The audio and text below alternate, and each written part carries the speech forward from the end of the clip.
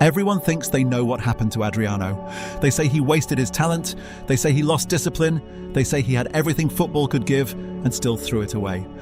But that version is too simple, because Adriano did not lose his power, he did not forget how to score, and he did not suddenly stop being dangerous.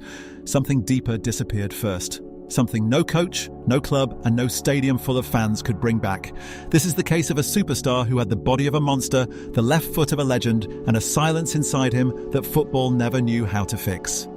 This is not just the story of a footballer who declined too early, it is the story of something football could never fix. For years, people tried to explain Adriano using the language of the game, talking about discipline, mentality, and lifestyle, but none of those explanations ever felt complete, because the real problem was never on the pitch. The real question is this: what happens when a man loses the one thing that gave his success meaning? When the goals stop feeling important, when the noise of the stadium becomes empty, and when the life he built no longer feels like his own? Adriano didn't leave football because he couldn't play anymore. He left because something inside him had already gone. Long before the world called him the Emperor, Adriano was just a boy growing up in the favelas of Rio de Janeiro, a place where football was not a dream but a way out.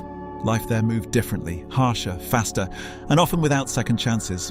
For most kids, talent alone was never enough, but Adriano had something that felt impossible to ignore. It wasn't just his strength or his size, it was the way he played, raw, instinctive, almost as if football had always belonged to him. And yet, behind all of that natural ability, there was something even more important, something that gave everything meaning: his father. To Adriano, his father was not just support, he was purpose. Every training session, every goal, every small step forward carried a simple intention: to make him proud. While others chased fame or success, Adriano chased a feeling, that quiet moment when his father would look at him and know he had made it. That connection shaped everything about him, the way he played, the way he thought, even the way he handled pressure. Because as long as that bond existed, nothing else really mattered. And for a while, everything made sense. The struggle had direction, the sacrifice had value, and the future felt clear. Football wasn't just a career, it was a bridge between who he was and who he wanted to become.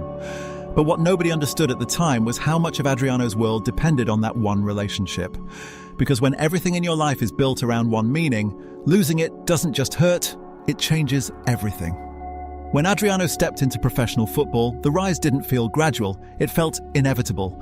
From Flamengo's youth system to his first appearances at the senior level, there was already a sense that he didn't belong at that stage for long. He was too strong, too powerful, too confident for someone just starting out. And very quickly, Europe noticed. Inter Milan moved early, bringing him into a world where expectations were higher, pressure was constant, and talent alone was never enough. But the real explosion of Adriano didn't happen immediately. It came when he was sent away. At Fiorentina and then at Parma, something unlocked. Freed from the weight of expectation, Adriano began to play with a kind of raw intensity that made him impossible to ignore. Goals didn't just come, they arrived with force. Long-range strikes that felt violent, runs that defenders couldn't match, moments where everything about him looked overwhelming. And the crazy thing is, it never looked complicated. He didn't overthink, he didn't hesitate, he just acted. By the time he returned to Inter Milan, he wasn't a prospect anymore. He was a statement. A striker who didn't just score, but imposed fear. Defenders started reacting to him before he even touched the ball. Goalkeepers adjusted their positioning earlier than usual, and the crowd, the moment he picked up the ball, could feel something was about to happen. What nobody expected was how quickly he would become one of the most dangerous forwards in the world. Not because he was perfect, but because he was unstoppable in his own way. Adriano didn't fit the system. He bent it, and for a moment, it felt like nothing could slow him down.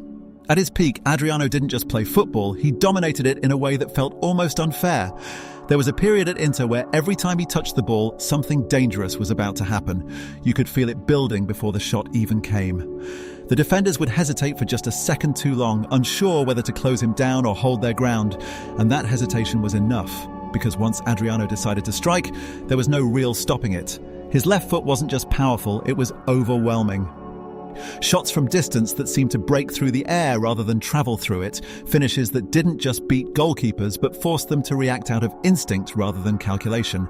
And yet, it wasn't just the goals, it was the presence. The way he carried himself, calm, almost detached, as if he knew exactly what he was capable of and didn't need to prove it to anyone. And that's what made it feel different. Adriano wasn't chasing greatness, he looked like he already had it. In those moments, football seemed to move around him, not the other way around. He wasn't adjusting to the game was adjusting to him. And for a while, everything aligned perfectly. Power, confidence, momentum. But the crazy thing is, even at the very top, when everything looked complete, there were small cracks forming beneath the surface. Tiny changes that didn't make headlines, moments that didn't get replayed, but signs that something was slowly shifting. Because while the world saw a player reaching his peak inside, Adriano was already beginning to drift away from it. And then, everything changed. Not in one moment, not in one match, but in a way that was almost invisible at first. From the outside, Adriano was still the same player. He was still scoring, still dominating, still carrying that aura of inevitability. But the crazy thing is, the people closest to him began to notice something different. A quiet distance, a shift in his energy, a version of Adriano that felt slightly disconnected from everything around him. And then came the moment that broke the foundation of everything he had built, the death of his father. It didn't happen under stadium lights, it didn't come with commentary or headlines, but it changed more than any match ever could. Because for Adriano, football was never just about success. It was about meaning. It was about giving something back to the one person who mattered more than anyone else. And suddenly, that reason was gone. From that point on, nothing felt the same. Training sessions became heavier, not physically, but mentally. Matches became quieter, even when the stadium was full. Goals still came, but they didn't carry the same emotion. And the most dangerous part was, nobody fully understood what was happening. To the club, he was still an asset. To the fans, he was still a hero. To the media, he was still a story waiting to be written. But inside, Adriano was dealing with something that football had no language for. And that's where the real conflict began. Not Adriano versus football, but Adriano versus himself.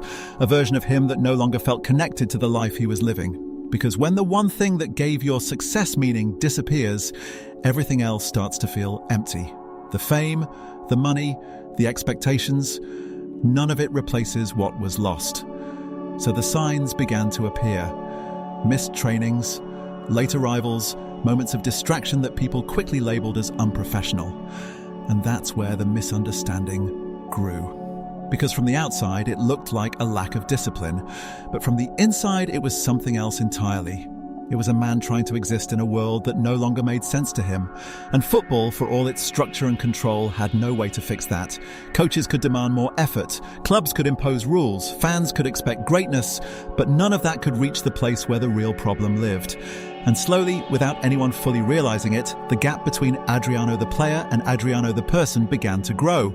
What nobody expected was how fast that gap would become impossible to close. And once that gap became too wide, the collapse didn't feel sudden. It felt inevitable. Adriano was still there physically, still capable of moments that reminded everyone who he used to be. But those moments became rarer, shorter, almost like flashes of something that was already fading. And the more it happened, the more the world around him began to react. The expectations didn't disappear, they only became heavier. Inter still needed him. The fans still believed in him. The media started watching him more closely, not with admiration anymore, but with doubt. Every missed training session became a headline. Every quiet performance became a question. And slowly, the narrative began to change. From unstoppable talent to wasted potential. But the truth is, Adriano wasn't fighting the game anymore. He was drifting away from it. Nights became longer, distractions became louder, and football started to feel like something distant, something he was expected to return to, but no longer truly belonged to. And when he went back to Brazil, it didn't feel like a step forward or backward. It felt like an escape. A place where the pressure was softer, where the expectations were different, where he could breathe again, even if only for a moment. And that's what made it painful to watch, because this wasn't a player being defeated by opponents or tactics or age. This was something much harder to define, a slow, quiet disappearance of connection. And once that connection is gone, no amount of talent can bring it back.